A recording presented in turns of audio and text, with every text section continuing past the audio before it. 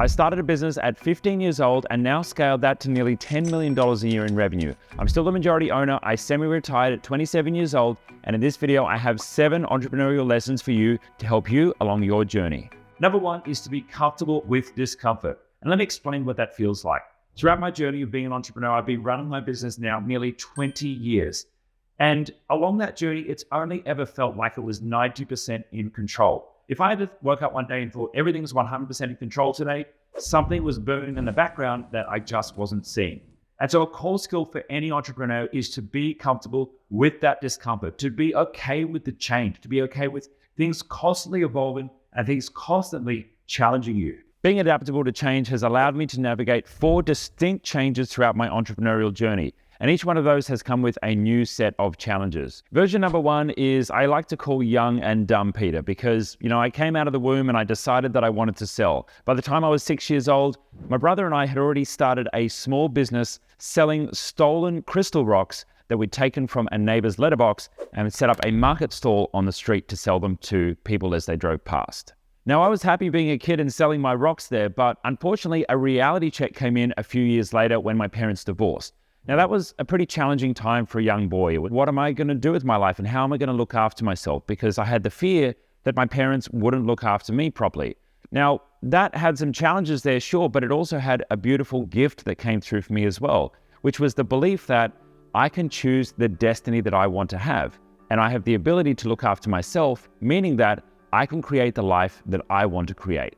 My next entrepreneurial lesson is where young Peter became dumb Peter. You see, the next 3 businesses that I created after my parents' divorce were all illegal. First, I was selling porn magazines to the younger kids at school. I was burning copyrighted CDs and selling music. And then number 3 was my worst one, was selling tickets to concerts. And I would sell them on eBay. And I was making a hell of a lot of money. In fact, I made enough money to buy my first car before I even turned 16 and was ready to get my license. The problem was selling tickets at the time was pretty frowned upon by those who actually held the ticket vendors. And they decided that, unfortunately, they didn't want me to sell their tickets. And I actually received a phone call on a Sunday afternoon from the NRL board, which is the rugby board in Australia, and they told me all your tickets have been cancelled. And I had to call each one of my customers at the time and let them know, I'm sorry, you can't go to the game, and give them a refund on the ticket price that they had purchased. Now that tanked my business and wiped out most of the profits that I had already generated. And that lesson there taught me to keep things legal. Around 15 years old, I started my tech business. And the main reason I started tech consulting was my friends were working at McDonald's and they were earning $7 an hour. And I knew that I could charge family and friends $20 an hour to remove viruses, install more RAM on their computers, and help them with the kind of things people needed help with in the 2000s.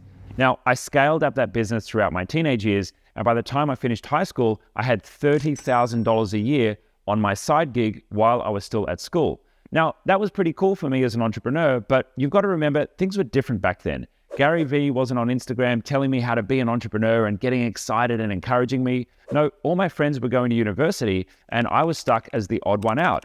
I was actually the black sheep of my friend circle and of my family as well for choosing entrepreneurship over the traditional career route.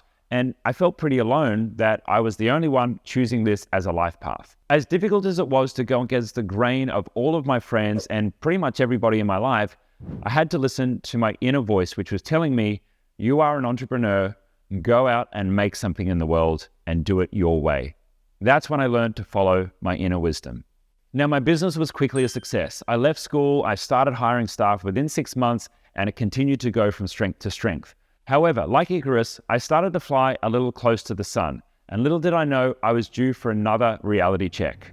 I was attending a business conference, and while participating in a business game, I bent the rules a little bit to help win the game with my team. Now, the stakes were high and our team actually won $5,000, but unfortunately, when I was up on stage receiving the prize for myself and my team, the game master asked me how I won, and I boasted about how we'd bent the rules of the game. Now, the game master wasn't happy with that, and he actually took the prize right back out of our hands, donated that money to charity, and I was left with the shame of not only failing in front of hundreds of people in the business audience, but letting down my team members as well. That was a tough moment for me, but what I learned in that moment after tears and letting go of that old version of Peter was that I can check my ego at the door. I can be successful I can work towards a integral business that doesn't need to bend the rules, but most importantly, I can act in a way that even if I'm having success, I don't have to be boastful about it. The next 2 lessons I'll share with you are the most valuable for you in this video. So if you're not already subscribed, hit that button now and watch for more. I'm going to share something you might not want to hear, but if you're an early stage entrepreneur, it's better to hear it now rather than find this out the hard way later.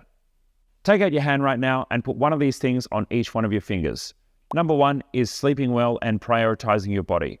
Number 2 is starting a family and having a family life yourself. Number 3 is having travel and adventures. Number 4 is spending social time with family and friends. Number 5 is making lots of money and having entrepreneurial success. Pick 3. That's what you get to enjoy as an entrepreneur. If you are absolutely sure that you want to take this path, you will not have the bandwidth to do all of those things in an integrated way and still have time to sleep at night. The challenging reality is that we can't fit everything in. And if you want to have extraordinary results in one area of your business, there are going to have to be sacrifices in other areas. And so take a look at those options, decide what you're willing to sacrifice, and then make the choice and get ready to take that journey. Lesson number 7 is going to ruffle the feathers of the procrastinators and the I'm going to do things one day people. If that's you, time for you to listen up. There is money in the boring, and this is one of my most important guiding principles. It's all well and good to learn different strategies and go to courses and participate in masterminds and network, but there comes a time where you have to actually do the thing that you're learning. It can become addictive to be chasing the latest trends and be seeing what's happening over on the yonder of your competitors or somebody else who's posting on Instagram about how they're having massive business success. But effective entrepreneurial execution means that you need to say no to lots of things and focus on what works. Now, what that often means for you as an entrepreneur is learning one thing and spending 10% learning, but then 90% of your time on effective execution. Once you've learned, it's time to do. I'm very grateful that I've been able to reach Pete version number 4. Not many entrepreneurs are able to exit their business and live a life of freedom on money terms, on time terms, and on location terms as well. What I do want to share with you is that the fruits that I found at the end of that journey have been my ability to give back, be of service to others, and to share my knowledge in a positive way. It also means that I'm able to contribute to community and contribute to humanity. Now, my personal belief is that entrepreneurship and conscious capitalism are the greatest forces for good in the world, and I want to promote more of that. So if this has touched you and this is important to you as something that you believe in as well, I invite you to reflect on the question that'll appear in a couple of moments and let me know what you think in the comments.